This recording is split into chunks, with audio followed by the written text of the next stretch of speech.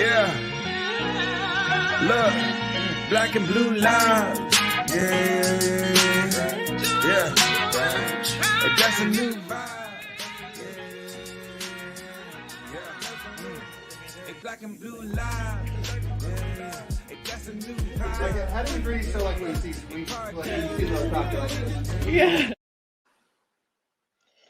What is going on, everybody? It's not Wednesday, it's Thursday at 8 p.m.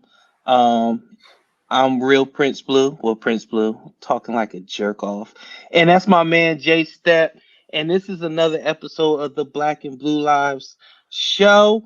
And we're doing Thursday today this week for good reason. It was my son's birthday on Monday, and he had Great Wolf Lodge Day yesterday. So Uncle Step said, yeah, we could push it back for the little one. So we pushed it back to today. He had fun. I'm grateful. I'm happy. I'm re-energized. How old is he now? What's up? What's his He's age? 4. He turned 4. That's awesome. Yeah, man. And he had so much fun. He loves the water. Well, for those who don't know, his mom had a water birth with Princeton, and he loves water. He like zones out like with the water. He has absolutely no fear of water. Put his vest on. He's ready to go. The slides, I bet he does them all. He would. He did do the slide. I put him down the slide one time, and he has a stone face, man. I think I have a little sociopath on my hands, man. Like, he has the greatest poker face ever. Like, nothing bothers him. That kid, he ceased to amaze me every day with the way he just approaches life, man. It's like, Dad, let's get it. You know what I'm saying? But I guess that's what kids do, man. They make you get up and be somebody because they're looking at you, and they can't sense any fear in you, because then they'll get scared. I mean, yeah, absolutely. It's like when we deal with the public, we can't show fear. No. Could you imagine? Could you imagine show up to a call and be like, "Oh shit, there's somebody in there with a gun. What do we do?" I mean, like that's why I called you, motherfucker. What are you talking about? What do we do? Give me the damn gun. Let me handle it. But and that's a great segue. Look at you becoming a veteran already. Today's show, we're going to talk about, because Jay, people always be like, who the fuck would want to be a police officer? Like, why would you want to be a police officer? Like, that's stupid. Like, why would you want to make that little bit of money and risk your life and all that stuff? And then on the other end, talk about you like you ain't shit. So we're going to get into that, why young Step and young Prince became a police officer, and what that takes, what it took then, and what it's going to take now going forward to be a police officer, and not just be a police officer, but be a good one, be a successful one, and survive. It's not only survive in a physical term, but career survival. I mean, yes, yeah, because there's room. The administration of most departments and politicians, they allow for 0 mistakes, 0 errors, and you're just a scapegoat. And a lot of times, so it's just a struggle to survive both career wise and physically to get to here in North Carolina 25, 30 years for full retirement benefits. It is, man. And we're going to start like, I'm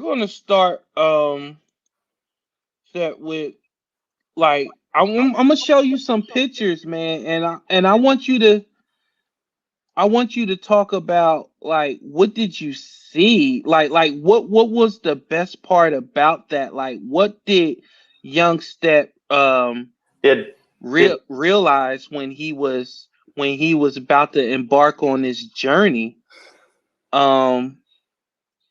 Let's start here. Let's start with this one. Like, who was this guy? Who was that? Yeah, that was a long time ago. That was 2000.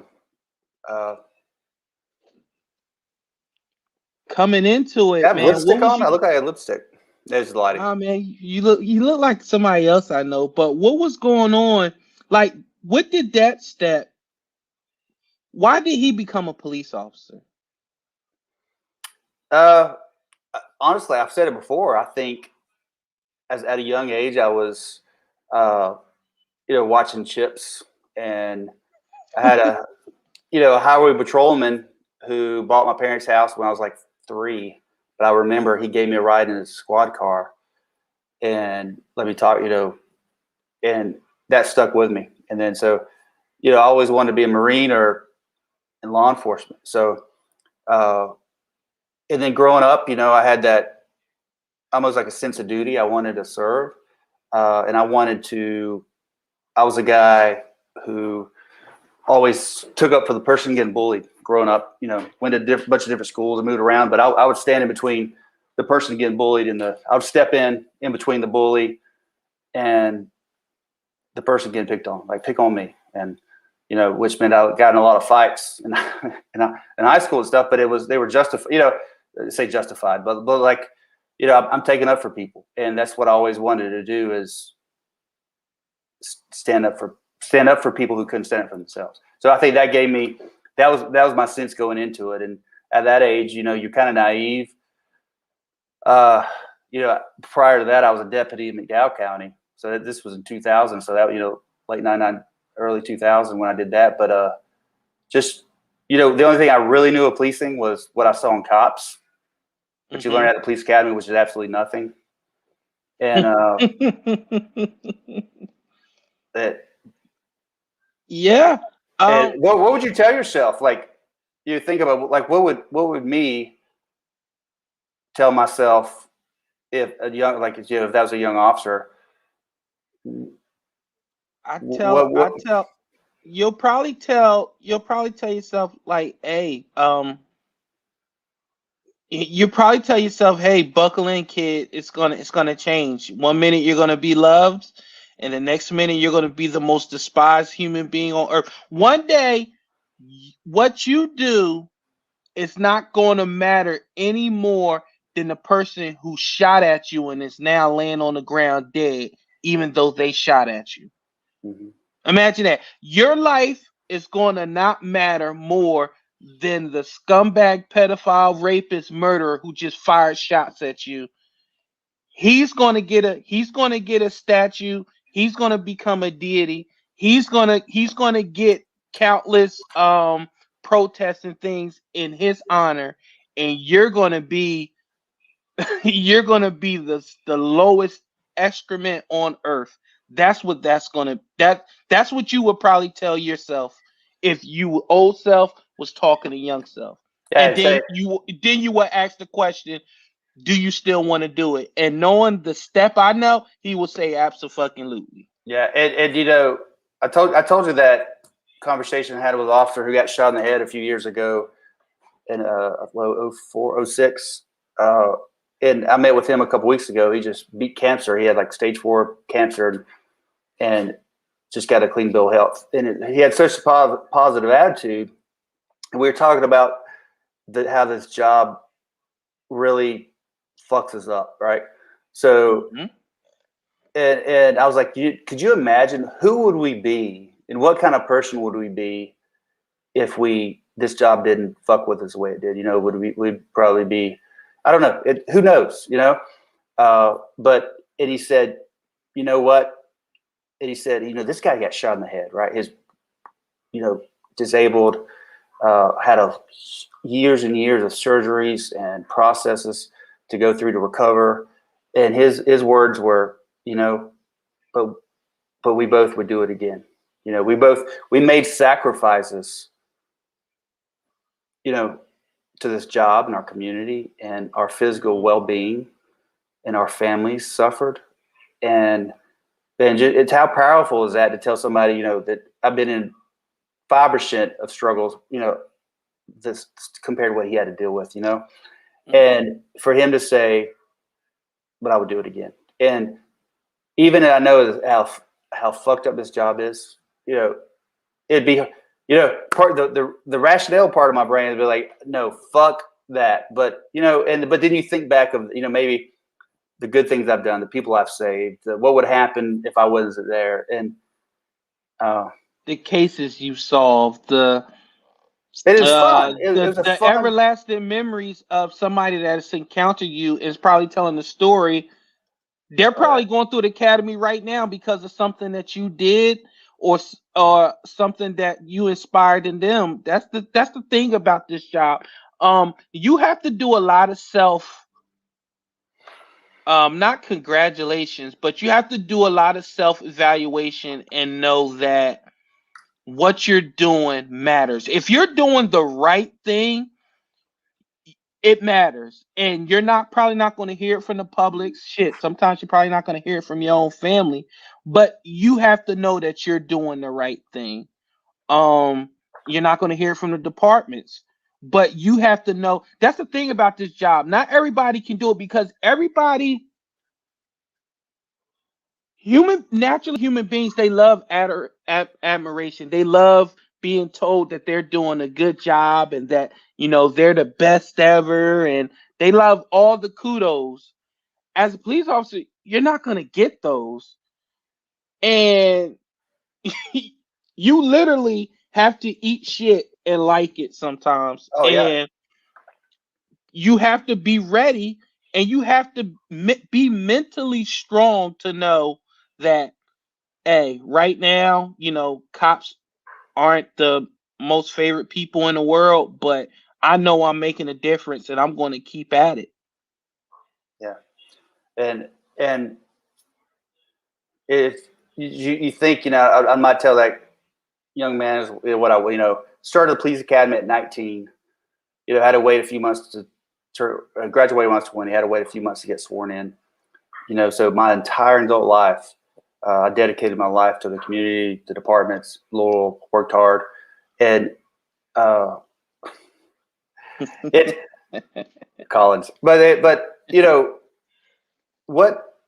what would I be? But the problem is, and this is a problem for some people, and the reality of others is, and I'm sure Collins would agree. This is who I am. I don't work. We never say, hey, I work as a police officer. Now, some people, it's just a job and they can leave it behind. I couldn't do that. This is who I am. It's my calling. It's my purpose. It's my identity. And that's been the hardest thing about retirement is, you lose your identity. So I don't know if you ever watched The Shield, but even though, this, the detective Nick Mackey or whatever was a bad guy and kind of a bad cop in the show. But at the very end, there's a scene of him sitting in an office. This is like last two minutes of the show ever. And he's in an office. I guess he made some kind of plea deal. But anyway, but basically you equate that to being civilian life. And then he hears e-traffic, somebody, a couple cars running e-traffic. So he's in an office, but he looks out the window and two cars, running e-traffic past him. And he kind of looks empty, and there's no dialogue in the last scene, but just that emptiness and that sadness of not being, what's going on? We don't know, I mean, you're just not part of it anymore. It's like, I equate it a lot of times. It's like, you would agree, I'm sure. It's like people are like, what is it like being a cop? It's like being behind the scenes in a movie. You're watching a movie on screen, you see what's going on, but we're behind the scenes. We know what it takes to make the movie.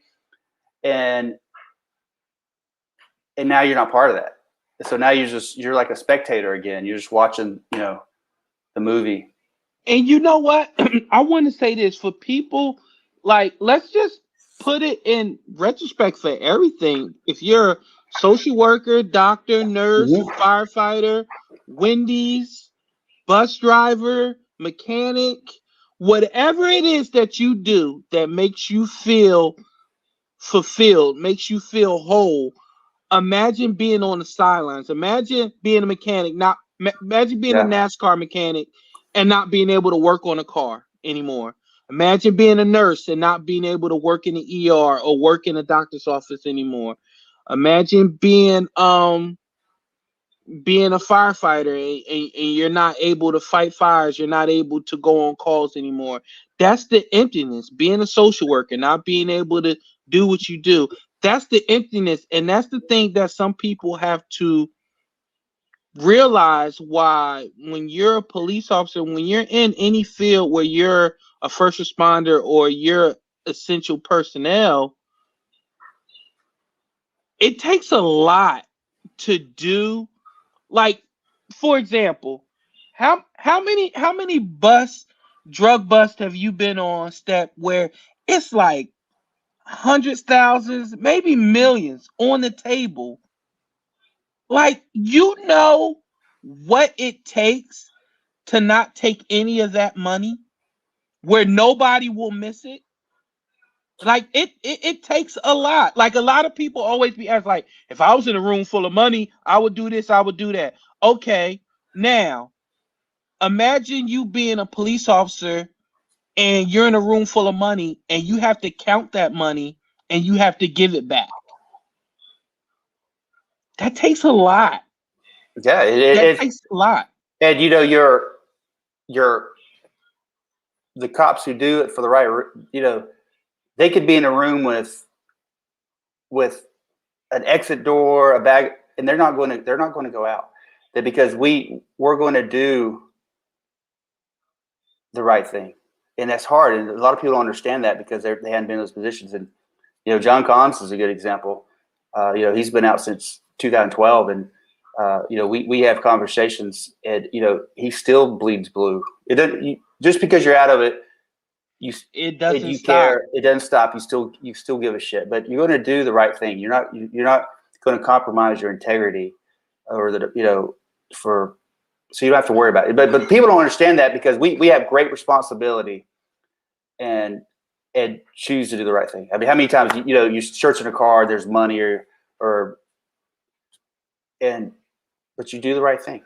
You Cell phones, iPads, it everything, and there's been there's been officers that have been fired because they take money, they take evidence, they do this, they do that. It happens, and that's why people don't understand the vetting process it takes to be a police officer. I was in the process for over a year. That's credit checks, background checks, physical fitness checks, going far as back as jobs when I was 14 years old, trying to find Oh those yeah. people.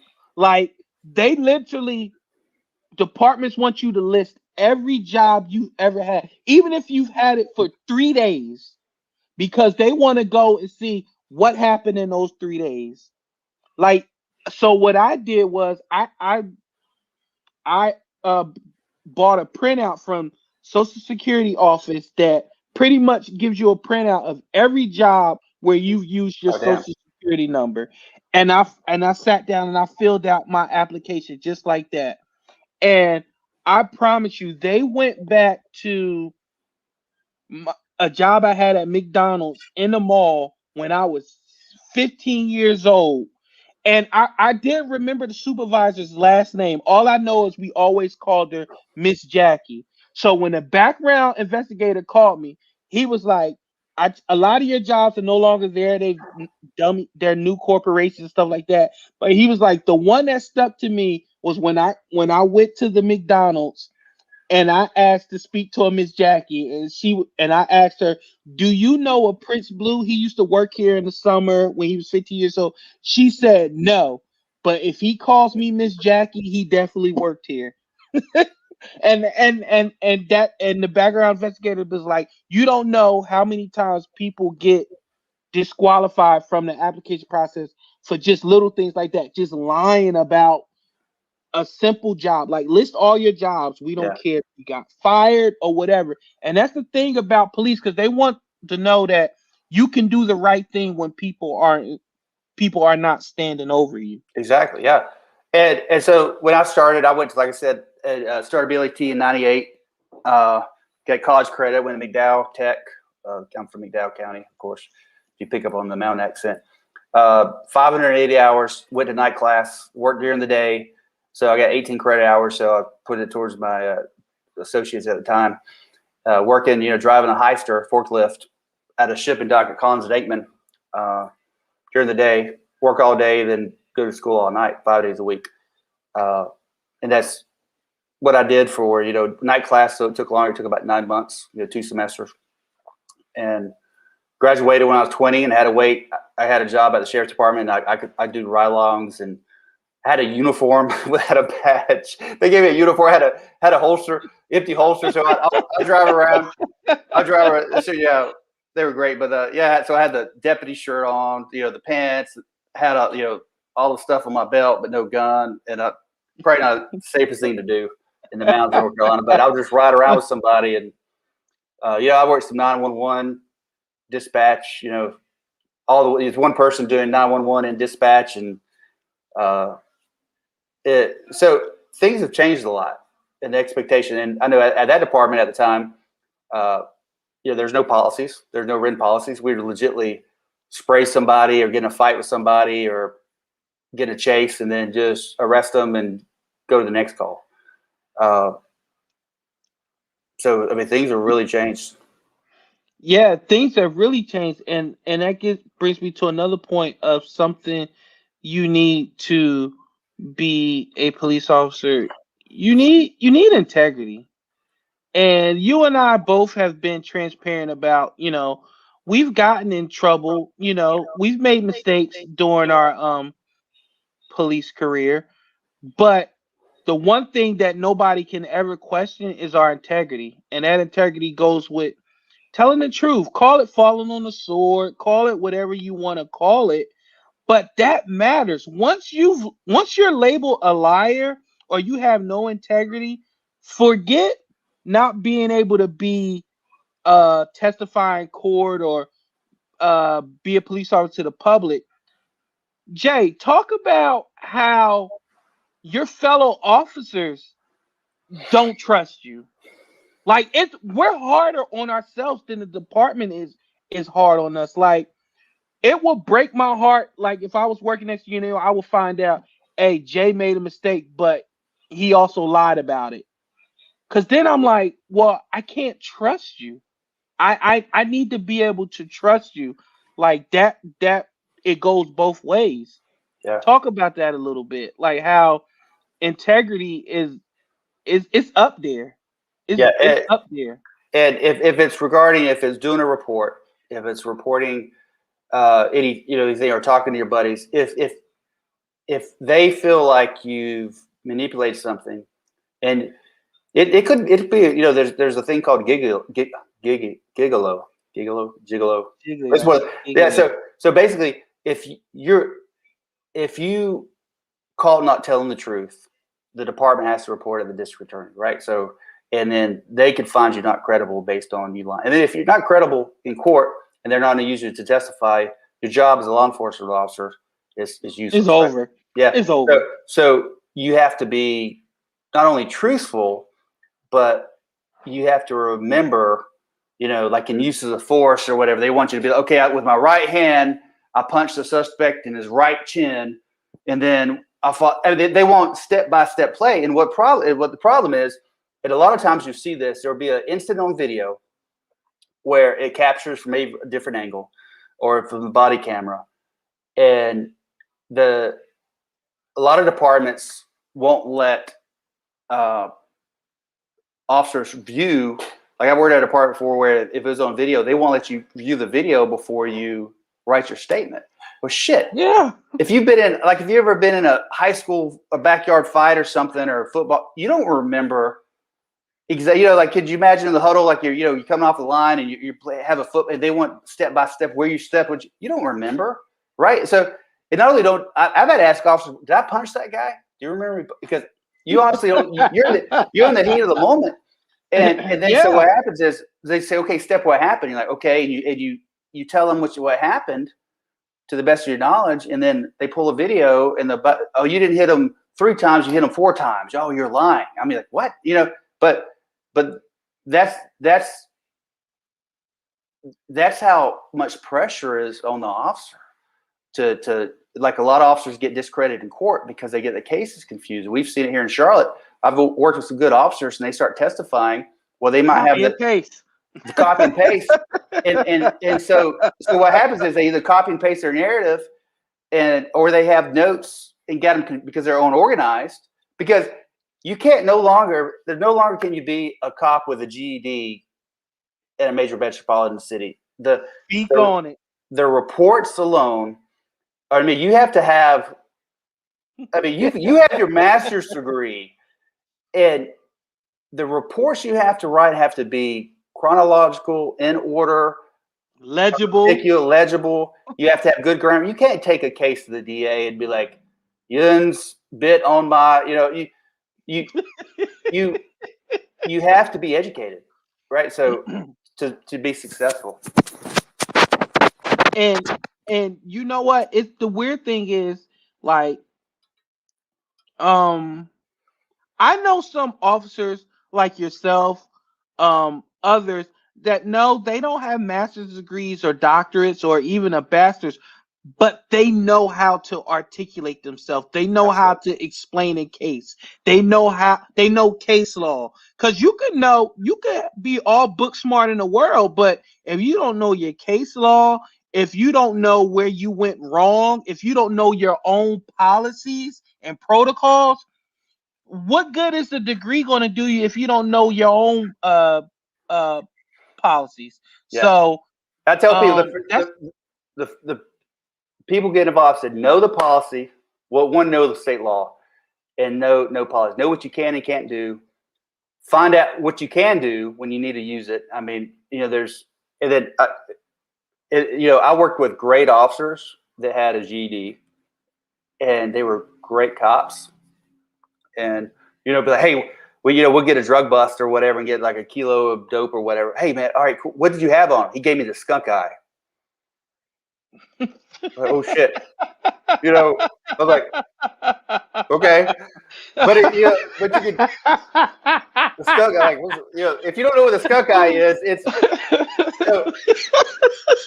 so to be a good cop, you have to be street smart, right? So a lot of keys I'll pick up on is if I'm behind a vehicle and there's more than 2 people in the vehicle, 2 or more people, and they're all looking straight ahead, that's telling me, hey, sums up. They're not talking, they're not engaging.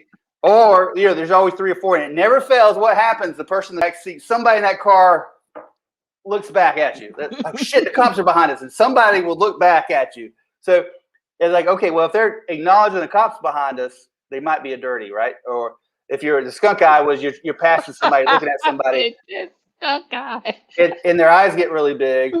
You'll see it, or they just stop in the middle of the road, or they just panic, or they pull off, or the skunk eye. But these guys were good. It's like, I don't want to mention any names, but he may have made a comment a few minutes ago. But I remember, I think he was on like punishment leave or on admin or something. I forget it at Chase delivering turkeys.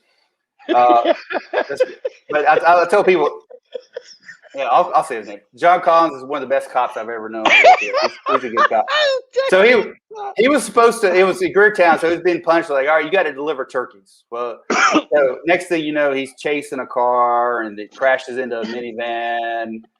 So they're like, all right, well, So anyway, so I'm around with one of my buddies, and I think we were on FMT or something maybe at the time, and I get a call from Collins. He's like, hey, I just witnessed a drug. I'm in Cotswold. I just witnessed a drug deal.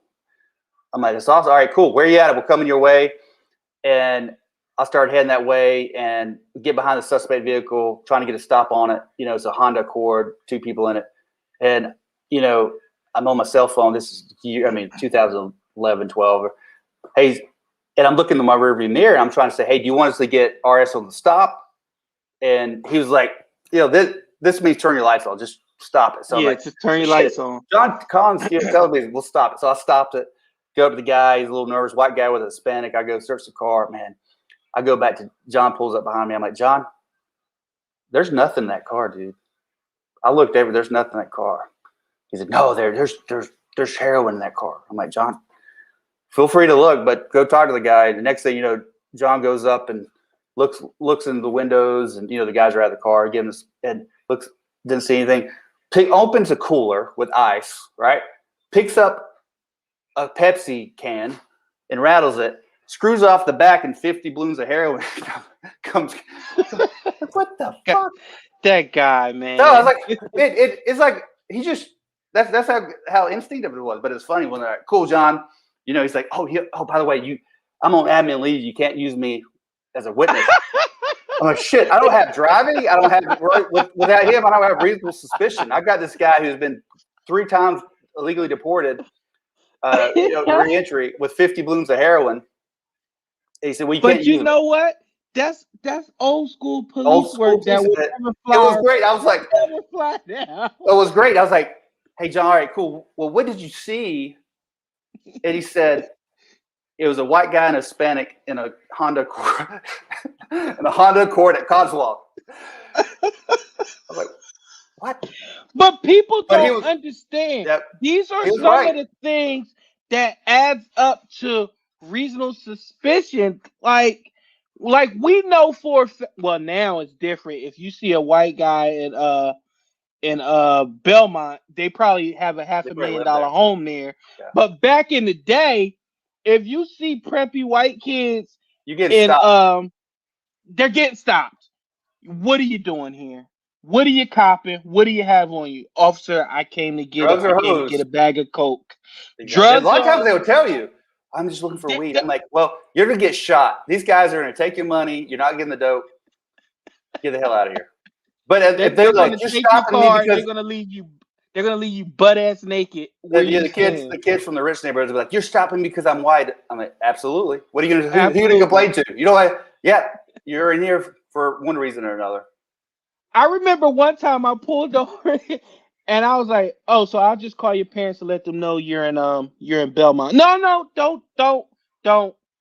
I'll never come out here again. Get your ass out of here. You know, there's been it was great. You know, they had a couple he/she's.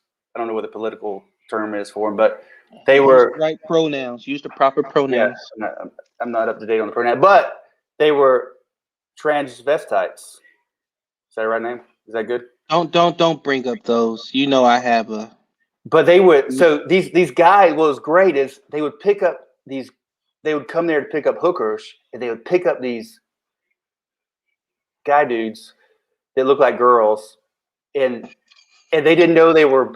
It was great because they didn't know they were really males, like Tay and these people. So it was great stopping them. You know, they'd pick up and they're like, "Oh no, this is my friend. What's your friend's name?" And you'd be like, "Do you know Tay has Tay has a pay has a 9.5 by 6." I mean, Tay about to knock you the fuck out and take all. Yeah, Tay robbed your ass. Yeah, I think Tay ended up getting shot. But the problem is, it was funny because they didn't have a clue. But that's where we come in at, and these are the things that we do sometimes at night when everybody's resting, watching American Idol. We're out here arguing with 2 preppies who just thought they picked up the best things in the world, and it's not what they think. What's really good is after they go to like second base, then they determine. I used to love the look on their face. It was priceless. Got to see it through, my boy.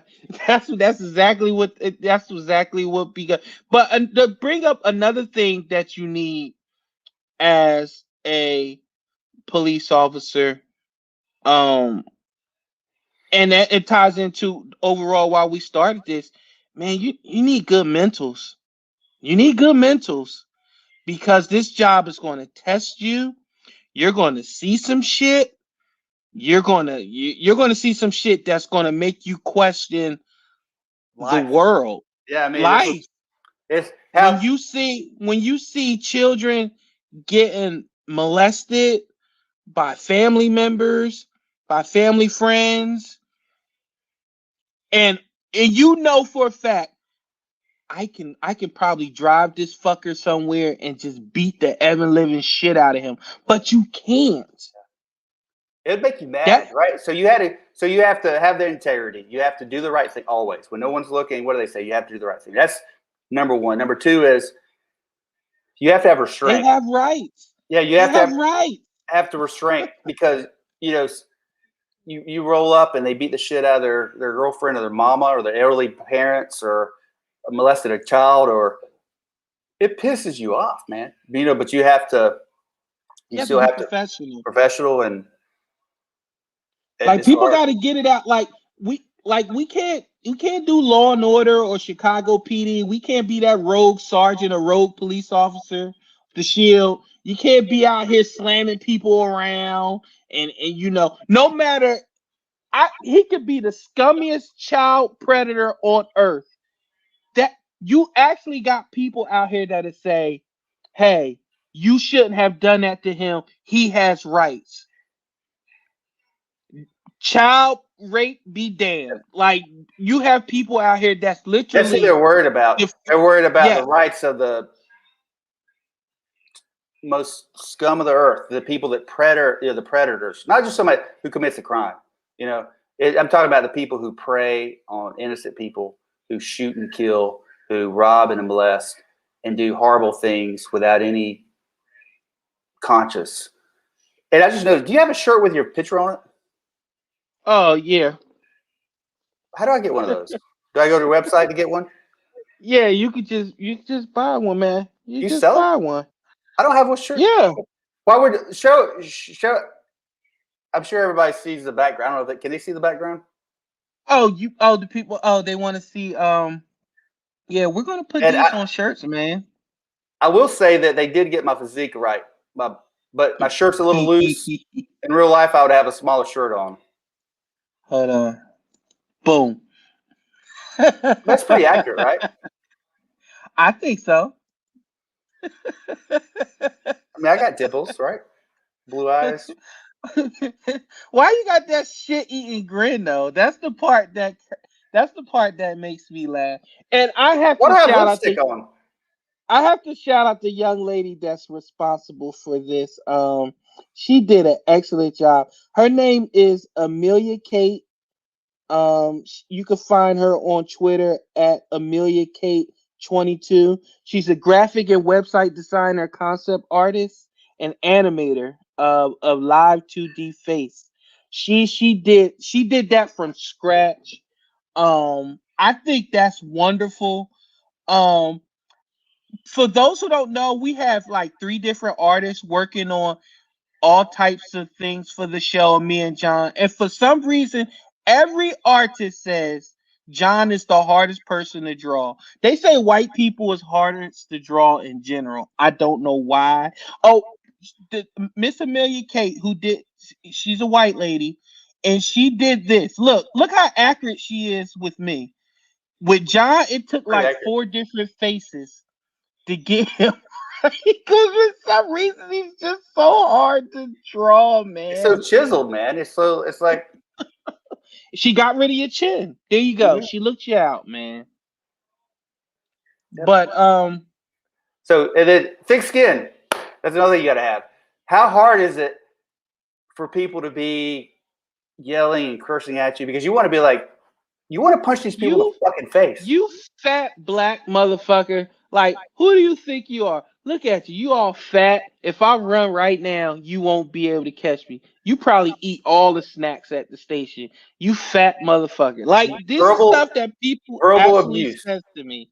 Integrity, love of the profession, doing the right thing, thick skin. You have to take it. You want to stop it. And you can't react like they're like, fuck you, pig motherfucker, you pussy ass, blah, blah, blah. And you just want to be like, pow. And sometimes cops do snap, and it's not right, but I understand it. It's not right, but I understand. Listen, it. I've been there. I've been there where I'm literally begging somebody to give me a reason because I'm like, dude, I just wanna ball your dumb ass up and fold you up and just make you wish you never came across me. But you have to be a professional. You have to be lawful. What do they tell you? Always, and it's true now, always assume that you're being recorded. Always. And you have to act, you have to make everybody happy. If you do something, a use of force, we talked about it many times, would arrest 19 armed robbery suspects in a month. And then the only thing in my file was we cursed out a bad guy who was trying to kill us, right? But they go back. You have to be, unrealistic. No emotion. Like if you get pissed off, because somebody's trying to kill you, then you get in trouble because you showed emotion. You literally have to be a damn robot. Yeah. And with customer and service and chicken sandwiches and French fries and all that in good that, stuff. do you know, I was talking to a sergeant the other day, and he said that in the training he was doing that it actually says like things not to do. It says never tell anyone no. Like, what? So somebody says, hey, can you just let me go? Apparently, well, according to the Chick-fil-A standards, we can't tell people no. I mean, so that's just another joke of a reason why. And we're You can't taught, tell people no. No, and we're taught in the academy, man. I told you, it used to be the buzzword now, de-escalation. Well, verbal judo was, they would tell you back then, even in McDowell County, when you didn't have any rules, that it's all how you have to talk to people. You have to be able to talk to people. They always push that, and that's equivalent. Verbal judo was equivalent to de-escalation. And you're going on calls. Some of those counties, I worked 560 square miles or whatever it is with 3 or 4 deputies going to domestics by yourself. Up a 3-mile dirt road to a cabin. Where Joe Bob ain't going back to jail. You know what I'm saying? I mean, it's you have. Yeah, a lot of times you have to you have to know how to talk to people, and they teach that at the academy. So that's important. Talk to people, treat people with respect. If you have to break them off, break them off. If you have to punch them in the face, punch them in the face. But know what's appropriate and when to do it. Sometimes not being aggressive enough could get you hurt. Sometimes you have to know when to be aggressive. It's like the shit we have to do. You have to be counselors. You have to be attorneys. You have to know the law. Social workers, lawyers, security. I mean, God. And now with the amount of training, some police officers be trying to be husbands. You can't do that. Oh, I mean, the amount of responsibility on an officer now compared to the officer now that's going to the academy. How long is it? 9 months? I think it's 650 hours. I don't know. So basically, 6 to 9 months. Then you're with a training officer. So most places have training officers, medium to larger departments, where you do how many? What's PTO or FTO PTO a year? I think it was like 14 weeks, wasn't it? Yeah, like what, 3 months, 3.5 months? Yeah. So you go 3.5 months of training where I'm with another officer, where you have a gun, you have arrest powers. They put you with different officers, and then you're on your own. So it's over about almost a year before you're on your own, and then you're on probationary status for a year, which means they could fire you for any. Here in Charlotte, most places they could fire you for anything anyway, but for a year, and you have to know. You have to be an expert report writing. You have to remember everything perfectly. You have to be professional, be nice, look good on camera, not let a bad word slip, be able to counsel. It's like people would ask me all the time, be like it's be like a domestic about a kid, or it's like, dude, I don't know. I'm not going to tell you I know how to raise a kid. I've got, either I didn't have a kid at the time or I've got a kid. I'm like, I've got my own problems. I'm not trying to say just because I'm a cop doesn't mean I know more than you about raising a kid. It's hard, right? So I'm not somebody, just because I'm a cop, I can't give you good advice on raising a kid, but you have to know all these stuff. And someone so when I hit the streets, I was 21 years old, living in the in the mountains. Or not saying I was. It was culture shock moving to Charlotte. You were a Mountie? A mountain guy, yeah. So he was on a horse. A little, yeah. but the expectation now, and then what do you have? You like, okay, if I'm this one the issue. I think when we both came on, you weren't really worried about, as long as you did the right thing, you weren't worried about going to jail. Now you're like, okay, if I make a split second decision that's wrong, now they're just sending me to jail. I could go to prison. I could get fired. Send you to jail first, and then prove your innocence later. Yeah, you're right, and that brings me to the last thing you need is when you going through all of this. When you were 21 and I was whenever I was, you need a support system. You need family. You need friends. You need somebody outside the department. You really do. To your point, it was always nice having every once in a while I'd make friends from the gym or from someone not in law enforcement, and it was almost refreshing. And then, but sometimes those people let you down, because it's tough, and like you said, the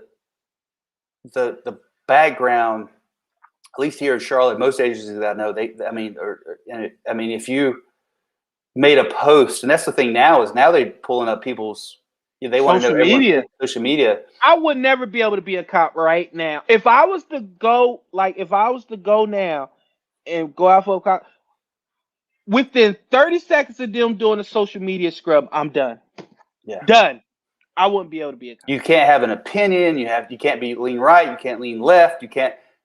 There's so many restrictions on you, not only you, but your family. Your family can't do this. You can't do, you're constantly, even when you're off, you're not off. You can't have a beer, if you're having a beer, and you're constantly under the microscope.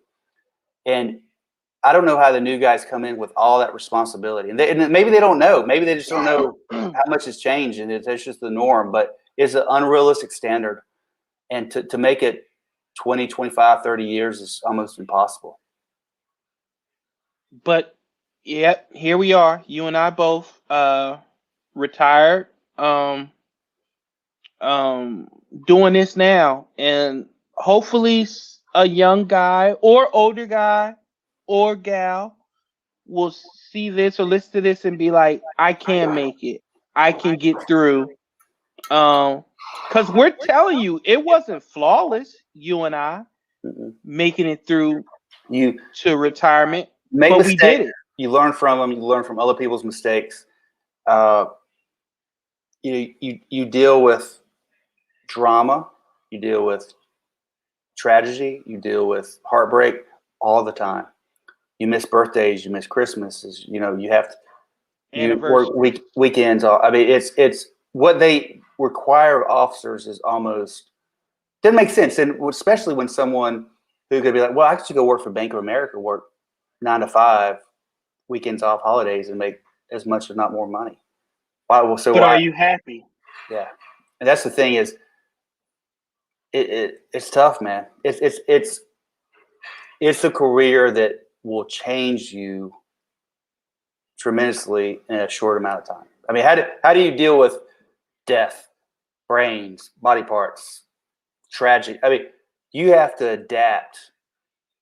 Shit, you don't like. It's like almost surreal, like you'd see in a movie. A lot of times it doesn't look real. Somebody hit by a train and they're in 15 different pieces. It doesn't look real. But that's a human being. That's someone who put their shoes on that day or that afternoon. They didn't know they would be scattered into 15 pieces. So that starts playing with your psyche, and you have to be. If you're not mature, you mature really quick. And as a 21-year-old from the mountains of North Carolina coming to Charlotte, and working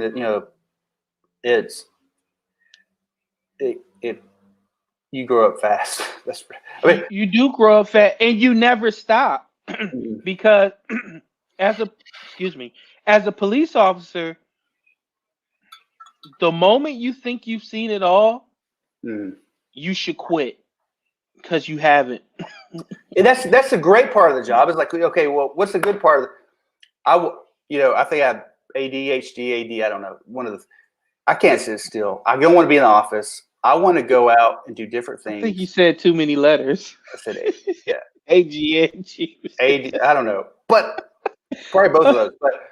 But there's a lot of responsibility and a lot of freedom. And a lot of people say this is a lazy man. If you want to be a cop and just shag your calls and be not proactive, you could do that. It's a lazy man's job. To a certain extent, you have to take the reports and stuff, but to do it the right way, there's a lot of work and a lot of dedication, and to do it the right way, dedication, selflessness. Hey, this sucks, but I'm going to have to do it, and the good of the people. And I had a comment on one of my social media posts last week or so. It was like, you knew the risk. You signed. Your job is to sacrifice yourself for others. I'm like, what? I'm not Jesus Christ. Was that the Pokemon? No, that was a different. That wasn't the Pokemon. But the Pokemon guy said he said get a real job. He was like, get a real job. I'm like, oh, I'm sorry. But I'm like, my job's not to sacrifice. We know you go to the military, you do a dangerous job, you know the risk, but that doesn't mean we sign up to die. I'm not going to.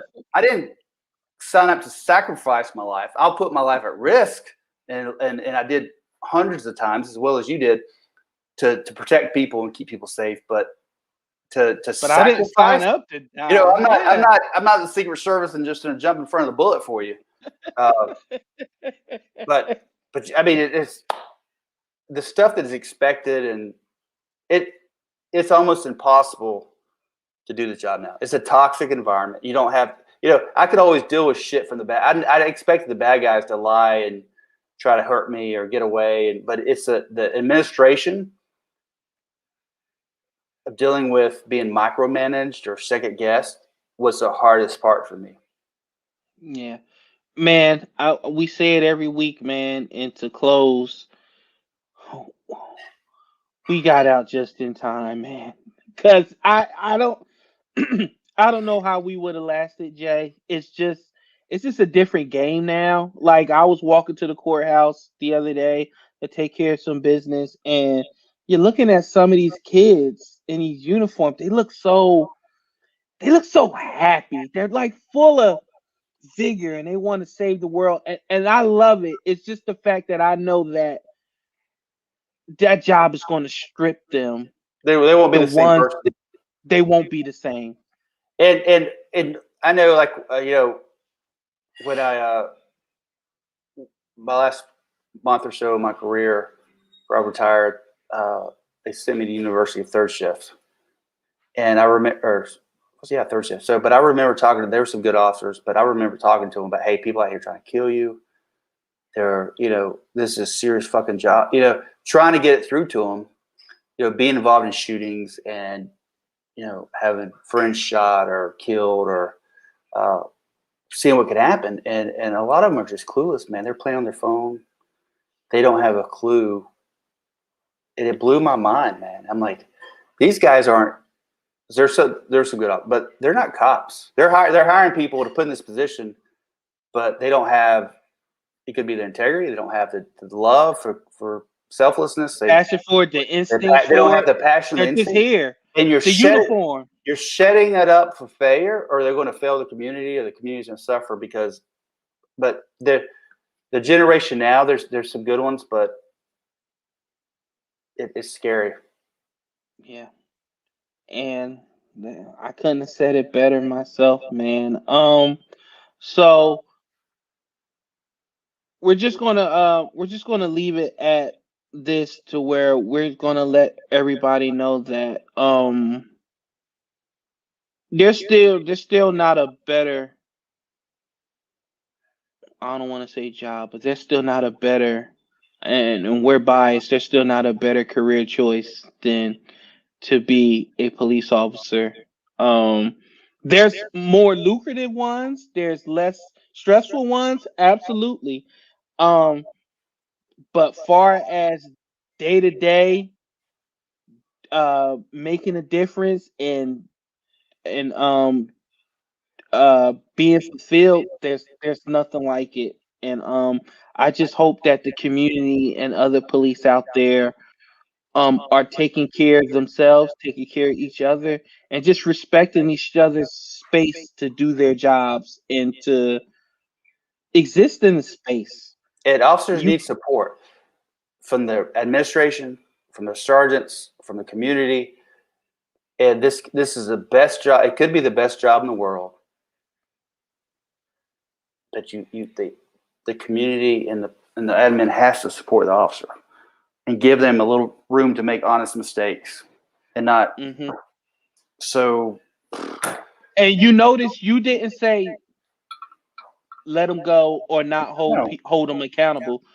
You said allow them to make mistakes, but if you make a big mistake or you make a bad mistake, be prepared to be held accountable.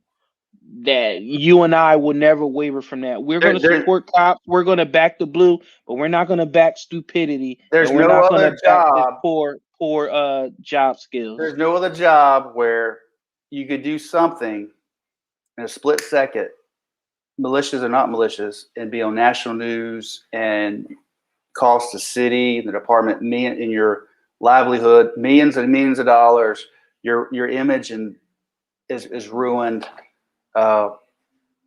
It's a tightrope, man. Absolutely. Jay, so are you ready? Listen, announce where people can find you. Come on, I have faith in you. You can do it. You can do it. Jonathan. So hit me up. So I'm actually, I was to do it today and I got tied up.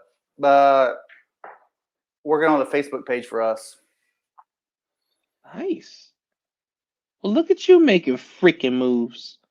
Yep. Well, so find me at Jonathan Step, Instagram at TOG4280. On one of those. I think you said it backwards. So find Jonathan Step on TikTok at TOG4280 at TikTok. And find him on Instagram at Step4280. You can find me at Real Prince Blue on Twitter, Instagram, TikTok, all that good stuff. A lot of people don't realize not only Facebook, but we're on all the platforms. So, people ask me, they look at the Facebook and they go, you only got 1,000 views or whatever, but I don't know. But if you add them all up, there's like 500,000. Right. And I want people to understand that me and Jay, we're two schmoes. We're not tech savvy, social media savvy, and stuff like that. But all that stuff comes with time. It comes with a budget. It comes with support. The more you support us, the more you watch, the more that gives us the resources to get these things out and about. Like our podcast, it still only has 3 ratings. 3. What? So people are not clicking on, they're not subscribing to the podcast on it's available on Google and Siri. All you have to do is ask Google, ask Siri to play the Black and Blue Lives podcast. We're paid out of pocket to subscribe. Right. Blue's paid for everything. He pays for the time on the air. I did pay for the. It's just not free. The talented art, they don't do this for free. I pay for that out of my pocket. Right. And then we want to do t-shirts, we want to do all of that, but the support has to be there. And it is there. For those who do support us, we love you. Thank you so much. But you just have to do that little extra step, like subscribing to the podcast, leaving a rating. That stuff helps. That helps when people search for us. We'll pop up, and that does great for us. We're trying to get over it. We're trying with the website, with the art, with the name. So it's just some growing pains, but we're going to get there. And if you're able to help in any way, we're going to have some cool people on the show coming up. If you have a topic or issue you want us to cover, that not only in Charlotte, but if it affects law enforcement or public safety or mental health, let us know and we'll tackle it. Any videos that you see out there, I don't mind reviewing them. You want us to critique them? If you see a cop that's doing something crazy, or you got some questions of their tactics, send it to John and I, and we'll critique it live on air. We'll give you a shout out, and we'll do what we do. That's why we're here. That's why we want to we're here for you guys, and we're going to continue to do it. And remember, we want you to check on one buddy. #buddy check. Check on one person. Ask them how are they and if they're okay. It's simple as that. It's a text. It's easy. 1, 2, 3. This is our hashtag. This is another officer's. That's right. So, with that being said, everybody, thank you for joining us. We will see you next week again. Thank you to everybody who's supporting us, our lovely wives. We love y'all. We will see y'all again, and we are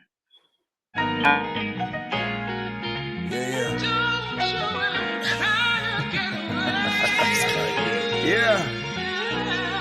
Look, Black and Blue Lives. Yeah. bruh.